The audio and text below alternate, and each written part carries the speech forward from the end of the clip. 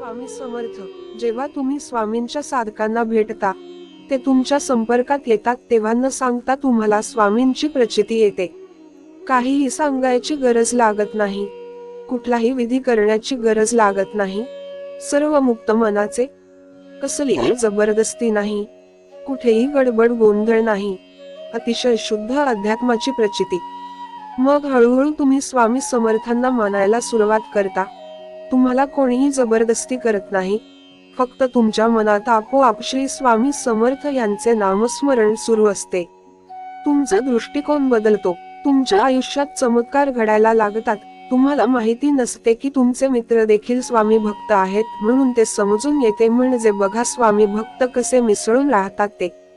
अतिशय सुंदर उदाहरण भक्तांचे. सर्व काही स्वामी समर्थच आणि तीच क्षमता त्यांच्या साधकांमध्ये. सर्व नद्या सागरामध्ये मिळतात, तसेच सर्व साधक सरळ जाऊन स्वामींना मिळतात. अतिशय वैविध्यपूर्ण अनुभव तुम्हाला इथेच भेटतील. एक अनुभवावरून सांगते की तुम्हाला कधीही एकटे वाटत नसेल, म्हणजे तुमच्यासोबत स्वामी आहेत अशी तुम्हाला नेहमी जाणीव होत असते. बस इथेच सर्व समस्या दूर झाल्या समजायचं. मानसिक समस्या आपोआप दूर होतात, आर्थिक समस्यांमधून बाहेर पडण्याची हिंमत मिळते, ग्रह समस्या दूर होतात, तुम्ही पूर्ण मुक्त होऊन स्वामींमध्ये विलीन होतात, एकरूप होतात. जर समस्या दूर होणारी नसेल तर बळ इतके मिळते की तुम्ही सहजपणे आयुष्य जगता. माझे म्हणणे हेच आहे की अनुभवाला पर्याय नाही. एकदा अनुभव घ्या आणि नाही आला तरीही काहीही समस्या नाही, स्वामी आहेतच सर्वांपाठी.